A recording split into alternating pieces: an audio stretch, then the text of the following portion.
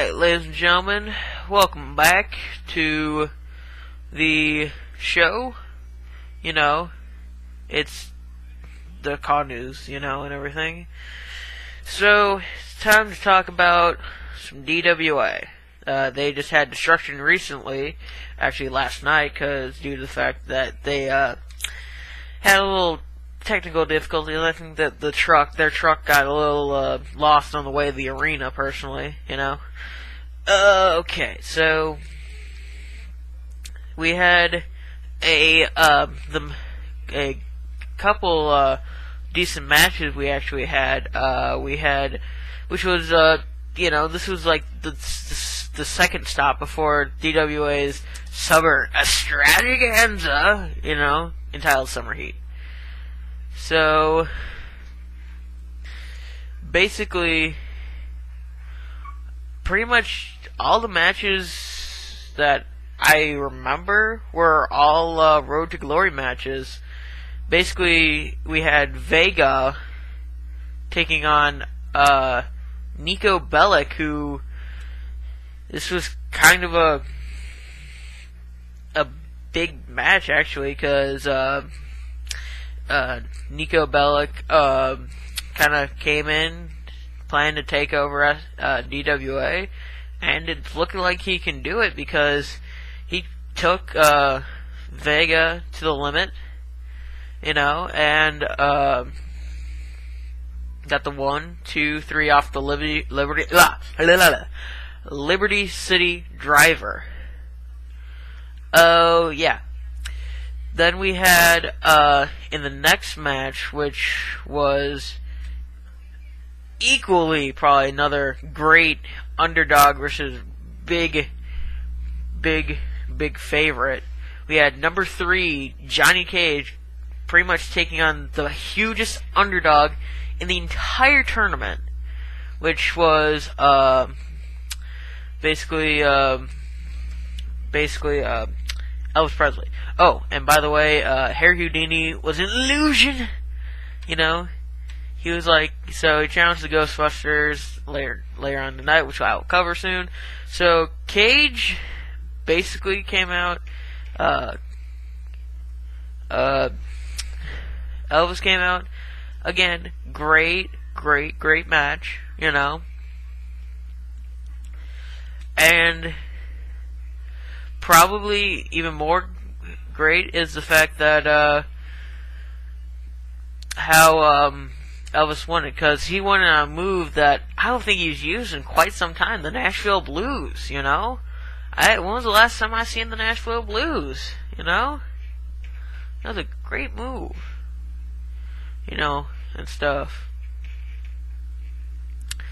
Let's see. So, think.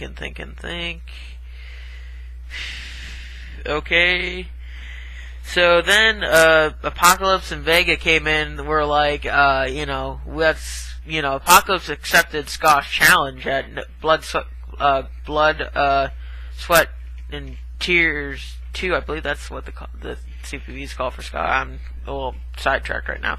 But basically, it was, and then probably the most funniest moment of the night, easily, was like they were like changing the TV back and forth. Like Vega wanted Power Rangers, I think Apocalypse wanted X-Men. It was just so funny. And then Sherlock Holmes comes on, Blue's Clues, and everybody like, yay! That is just so funny.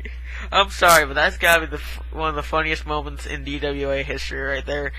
Cause it's just so funny. I'm sorry if you don't find that funny, then I apologize. Then that's just not your thing.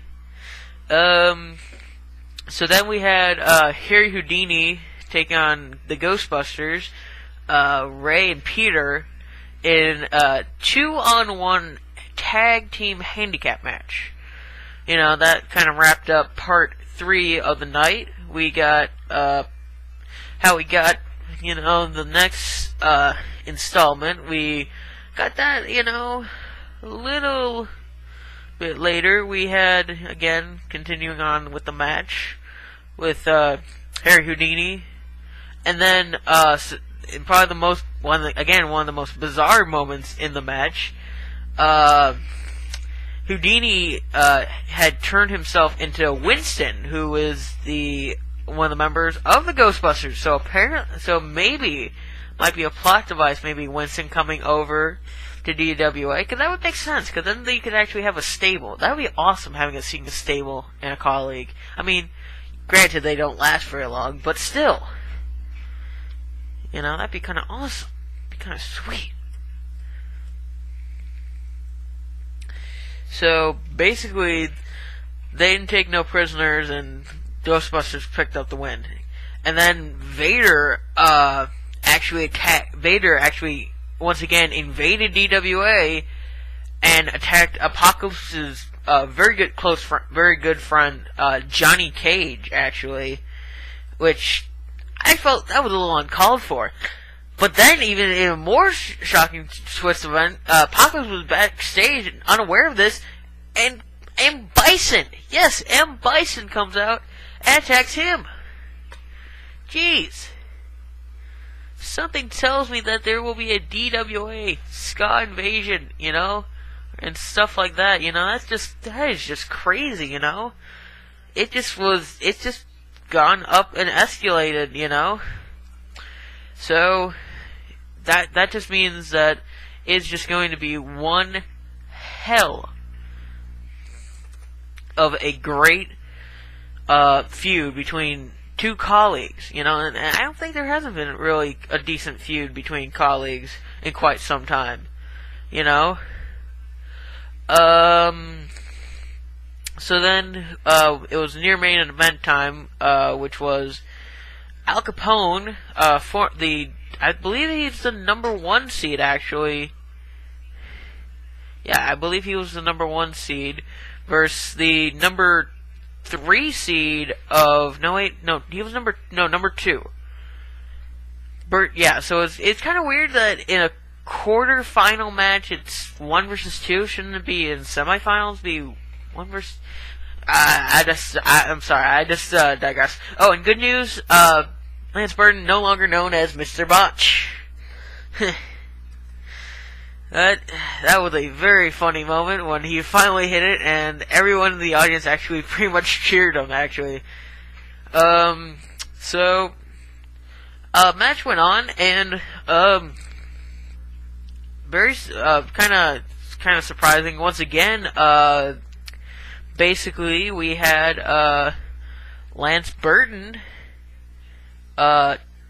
winning against a very close ally in the most part, for the longest time. Hit the grand finale on him and picked up the win. So basically, that sets up the semifinals. That means on Voltage next week, we will figure out who's going in to be that number 1 contender. Nico Bellic is going to take on the DWA heavyweight champion on Voltage, Victor Fang. And on the other side of the map, we got Lance Burton, who is now a very heavy favorite, taking on the very, very underdog-like. He's kind of like the equivalent of George Mason in the tournament, Elvis Presley. So that's going to be that's going to be a very nice Voltage that we're going to see next week. That's about it, ladies and gentlemen. Thank you. I know this is probably going to be a lot of parts, but I don't blame anyone. I blame YouTube. But thank you, everyone, once again, for watching this. Yeah, peace. I'm out.